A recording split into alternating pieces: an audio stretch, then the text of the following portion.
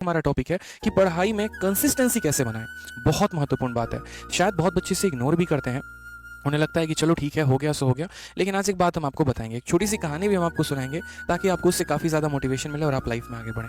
तो देखो मेरे भाई, एक छोटी सी इक्वेशन है, ज़्यादा बड़ा इक्वेशन नहीं है, गणित का एक प्यारा सा इक्वेशन है कि अगर आपके अंदर पैशन है और आपके अंदर कंसिस्टेंसी है ना, तो आपको सफलता ज़रूर मिलेगी। सफलता के मायने सिर्फ ऐसे नहीं होते कि आपको सरकारी नौकरी मिल गई तो आप जीवन में सफल हो जाएंगे। अलग अलग लोगों के लिए सफलता के मायने अलग अलग होते हैं। कोई एक कामयाब बिजनेसमैन है, तो कोई एक कामयाब टीचर है, कोई एक कामयाब यहाँ पर जो है बढ़िया तरीके से आईएएस है, आईपीएस है, तो कोई मेरे भाई अंबानी और अडानी है। कोई अपने क्षेत्र में एक बहुत बड़ा पॉलिटिशियन है, तो कोई अपने क्षेत्र में अपने घर में एक बहुत बड़ा जो है व्यापारी है। तो अलग अलग क्षेत्र होता है, अलग अलग यहाँ पर मायने होते हैं कामयाबी के। लेकिन जितनी भी कामयाबी की स्टोरी आपने सुनी है, चाहे आपने धीरू भाई अंबानी की स्टोरी सुनी हो, या आपने रतन टाटा की सुनी है, या आपने जेफ बेजोस हो गया, या फिर आप एक तरीके से अभी जो आपके एलोन मस्क हो गए आपने उनकी स्टोरी सुनी है, उन सब के स्टोरी में जो एक कॉमन फैक्टर मिलता है ना मेरे भाई, वो ये शब्द होता है कंसिस्टेंसी। ठीक है, आज अगर हम आपको एक छोटा सा इंसिडेंट बताएं, तो मैं बायोग्राफी पढ़ रहा था एलोन मस्क की, छोटी सी कहानी उनकी मैंने पढ़ी। उस कहानी में मैंने ये देखा कि एक बार एलोन मस्क के साथ कहानी ऐसी आ गई थी, मतलब उनके लाइफ में ऐसा सिचुएशन आ गया था, ठीक है, कि उन्होंने अपना मतलब अगर आप उनके कंपनी के बारे में जानते हो तो उनके कंपनी का नाम स्पेस एक्स है। स्पेस एक्स एक ऐसी एजेंसी है जिस तरीके से आपकी नासा हो गई, इसरो हो गई, ठीक है, जो सैटेलाइट्स को लॉन्च करते हैं, तो स्पेस एक्स उनकी खुद की पर्सनल एजेंसी है जो सैटेलाइट्स को अंतरिक्षों में लॉन्च करती है। तो स्पेस एक्स को उन्होंने शुरू किया, स्पेस एक्स को बहुत ज़्यादा पैसा लगाकर शुरू किया।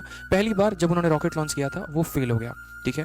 दूसरी बार उन्होंने अलग अलग जगह से पैसे इकट्ठे करके किसी भी तरीके से मुश्किल तरीके से उन्होंने जो है अरेंजमेंट किया पैसों का, और उसके बाद भी उन्होंने एक तरीके रॉकेट लॉन्च किया तो वहां पर भी फेल हो गए।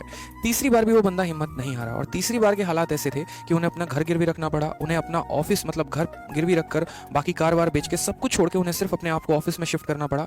वहां से जो पैसे आए उसको उन्होंने वापस से स्पेस एक्स में लॉन्च किया, ठीक है, और उस पैसे को वहां लगाया। और तब तीसरी बार जब उन्होंने रॉकेट लॉन्च किया था तो वो मेरे भाई सक्सेसफुल रहा। और आज आपको भी पता है कि दुनिया के सबसे नंबर 1 जो पैसे में जो सबसे ज्यादा रिचेस्ट पर्सन है वो आपके एलोन मस्क है, ठीक है। रिस्क तो किया उन्होंने, कोई दिक्कत की बात नहीं, रिस्क ली बहुत बड़े लाइफ में, लेकिन एक चीज जो कॉमन थी वो मेरे भाई क्या थी, कंसिस्टेंट, ठीक है। आपने यहाँ राइट ब्रदर्स का भी नाम सुना होगा जिन्होंने अपना इन्वेंशन किया था एरोप्लेन का, ठीक है। आपने यहाँ पर एक तरीके से जो आपके बल्ब के आविष्कारक हैं आपने उनका भी नाम सुना होगा। आपने इनफैक्ट केएफसी का नाम सुना है, केएफसी एक बहुत बड़ा रेस्टोरेंट है। आपको पता होगा कि केएफसी ने जब अपना पहली बार जो चिकन वाला जो प्रोडक्ट है उन्होंने जब बनाया था, तो वो कम से कम 1000 दरवाजों के पास गए होंगे। पहला घर नॉक किया, उनके प्रोडक्ट को किसी ने नहीं लिया। दूसरा दरवाजा कोई नहीं पूछा, तीसरा दरवाजा भगा दिया लोगों ने, चौथा दरवाजा में तो गाली और धक्के दे के भगाए, लेकिन वो कंसिस्टेंट रहे अपने आप में।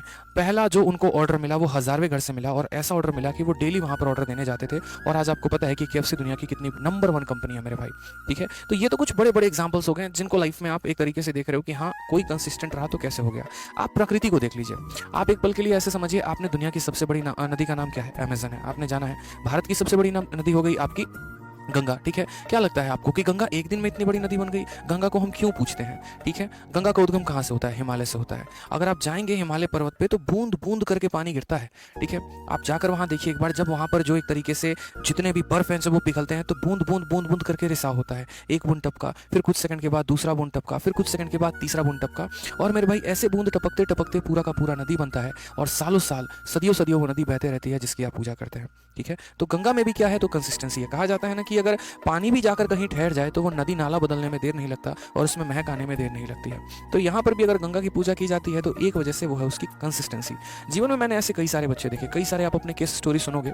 जैसे यहाँ पर कभी भी बच्चा पूछता है कि सर सफलता कैसे मिलेगी, सर कामयाब कैसे होंगे, सर जॉब कैसे लगेगा। आप बचपन में एक स्टोरी सुने थे, आपने बचपन में कहावत सुना था, याद है ये कहावत यहाँ पे, करत करत अभ्यास के सिलपत परत निशान रसरी आवत जात के, ठीक है, सॉरी, करत करत अभ्यास के जड़मती होत सुजान रसरी आवत जात के सिलपत परत निशान। कहने का मतलब क्या है, आप अभ्यास करते रहो करते रहो करते रहो, ठीक है।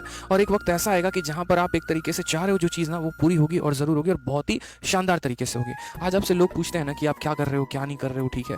आप यार उनकी चीज़ों को है ना आंसर देना, तरीके से देना, एक प्रॉपर वे में देना, लेकिन उसके लिए भी है ना आपको अपने काम में कंसिस्टेंट होना पड़ेगा। आप बिजनेस करते हैं, आप उसमें कंसिस्टेंट रहिए, ठीक है। एक एग्जाम्पल आप ऐसे समझो, आप जिम जाते हो, क्या लगता है 90% केसेस में ऐसा होता है ना, जो नया फ्रेशर जो जिम जाता है क्या करता है, पहले दिन गया, थोड़ी सी बॉडी बनाई नहीं, एकदम शीशा में जाके इसे सामने खड़े होकर एकदम ऐसे ऐसे बॉडी देख रहे हैं मसल कितना हुआ कितना नहीं हुआ। क्या पहले दिन में आपको रिजल्ट आ जाएगा? दूसरा दिन गए, आधे घंटे वर्कआउट किया नहीं, बाइसेप्स देख रहे हैं, ट्राइसेप्स देख रहे हैं, थाई देख रहे हैं, बैक देख रहे हैं, शोल्डर देख रहे हैं, क्या होगा? आपको क्या लगता है उससे रिजल्ट आ जाएगा?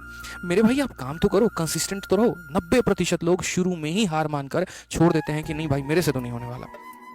बस वो जो 10% लोग टिक जाते हैं ना, जो कंसिस्टेंट रहते हैं, जिनका रूटीन है मेरे भाई कि आज मुझे जाना है तो जाना है, मुझे कल जाना है तो जाना है, तो उनका जो एक तरीके से पैशन होता है और जो उनकी कंसिस्टेंसी होती है वो रिजल्ट लेकर आता है और ये लीड करता है उनके सक्सेस में। चाहे आप मिस्टर एशिया की स्टोरी सुन लो या आप मिस्टर वर्ल्ड की स्टोरी सुन लो, आप यहाँ पर जब भी देखोगे तो वो अपने लाइफ में बहुत कंसिस्टेंट रहे।